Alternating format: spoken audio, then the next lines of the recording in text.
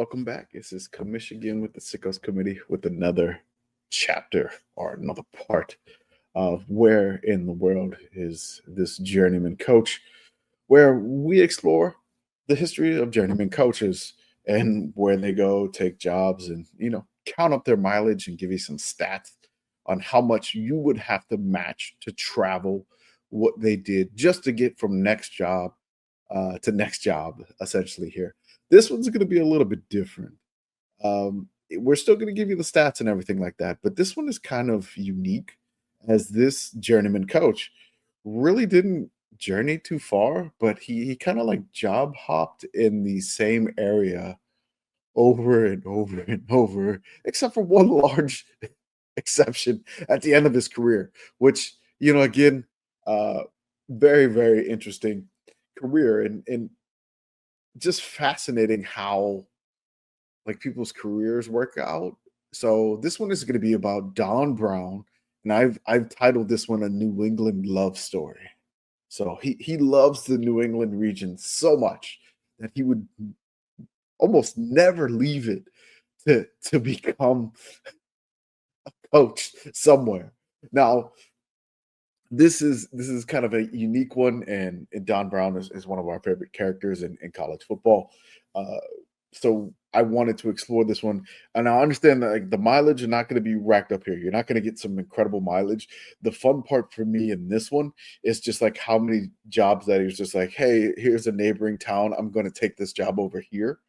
Like he just hopped from one side of town to the other side of town.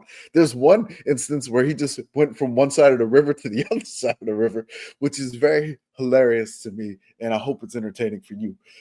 So Don Brown, let's go ahead and get started. His playing career, which was an interesting one.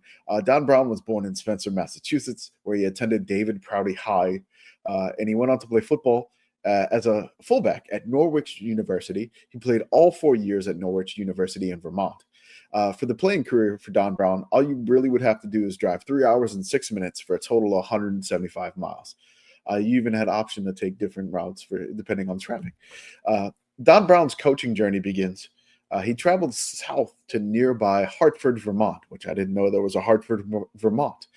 He was an assistant coach at Hartford High School from 1977 to 1982.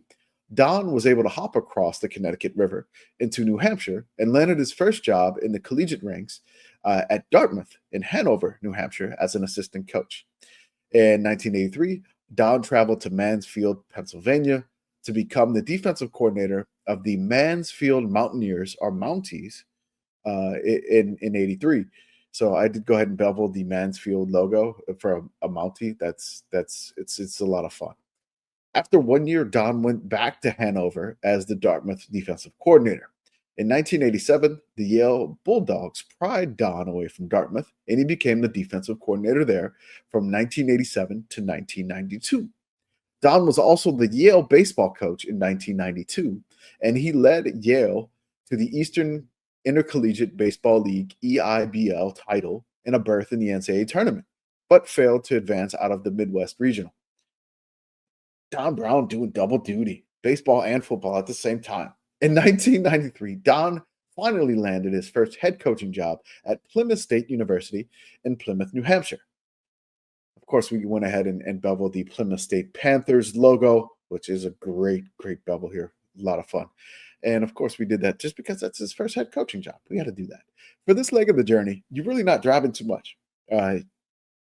19 hours and 35 minutes for 1,183 miles. The furthest you would go really is Mansfield, University of Pennsylvania, which is like a little bit northeast of Scranton, Pennsylvania. So you're not even like in central PA, technically, I would think. Some Pennsylvania people may fight me over that comment, but who cares? So the next chapter, I went ahead and called it Don Brown, New England Man, because he's still in the New England region. After his run at head coach at Plymouth State, he then found himself back in the Ivy League as a defensive coordinator at Brown University. That's his third Ivy League school. Don then bounced over to be the defensive coordinator at UMass in Amherst through 1999. In 2000, Don Brown was, quote unquote, shipping up to Boston to become the head coach At Northeastern University, the Huskies. In 2002, Don won the Athletic 10 Conference Coach of the Year, New England Football Writers Coach of the Year, and American Football Coaches Association Region 1 Coach of the Year. Region 1 is just basically kind of just like the eastern side. And I went ahead and beveled the northeastern Husky here for you. Don then returned to Amherst to take over the head coaching job at UMass for the first time. In 2006, Brown led UMass to the Atlantic 10 Conference Championship and a finish as a runners-up in the national championship. Brown was named the AFCA Region 1 Coach of the Year, Atlantic 10 Coach of the Year again, New England Football Coach of the Year again. In 2009, Don left UMass to become the defensive coordinator at Maryland. In 2011, Don appeared to think he was too far south, and then he made his way back to UConn to become the defensive coordinator for the UConn Huskies. In 2013, Don was shipping back up to Boston again, but this time to Boston College as the defensive coordinator. So instead of Boston, he's in Chestnut Hill, which, Northeastern University folks like to say that Boston College is not even in Boston. A lot of fun. Now, in this leg of the journey, you'd have to drive only 21 hours, 26 minutes, and 1,254 miles. He's really not going that far. Like, the furthest south that he went was to Maryland, which is, it's not that far at all. So the next chapter, Don Brown heads to the Midwest, and then he goes way out west for some odd reason. But then returns home to New England. In 2016, Jim Harbaugh in Michigan came calling for Don Brown's services as defensive coordinator. This would be Don's furthest journey out west in his career to date. Under Brown, Michigan's defense was ranked second in 2016, sixth in 2017, eighth in 2018, and 10th in 2019. But they dropped to 56th in 2020 in that weird COVID pandemic year. He was then let go by Michigan after the 2020 season. In 2021, new Arizona head coach Jedd Fisch called Don to ask him to go further west than he has ever been before in his life, all the way to Tucson, Arizona. Don's Arizona adventure ended after 1 year after he went back to New England. So he was like, I'm going to go to Tucson for retirement purposes, or just like, I'm going out west. And he's like, no, I had enough of this. And then in 2022, he returned back to UMass Amherst to become the head coach. So I just love that. Maybe the Abe Simpson meme here, where he went out west and then put his hat down and then immediately turned around after that 1 year at Arizona under Jedd Fisch as a defensive coordinator. Now, this was the longest portion of his career just because of the trip to Tucson, which, again, it's so strange. Like, he's in Ann Arbor, he's like, I'm going to go all the way to Tucson. And then he's like, I'm going all the way back to Amherst. Screw you guys, I'm going back to New England. I miss my home. In this leg of Don Brown's journey, you'd have to drive 78 hours, 5,276 miles. In his total journeyman career, which again, it's not that much, but it's just funny that he had that many stops and that close of proximity for me. Like, he's like, hey, I have 20 stops in my coaching career, but they're all right next to each other. The total that he had is 118 hours of driving for a total of 7,888 miles. He doesn't come close to any of the total numbers that June Jones or Dennis Erickson have set.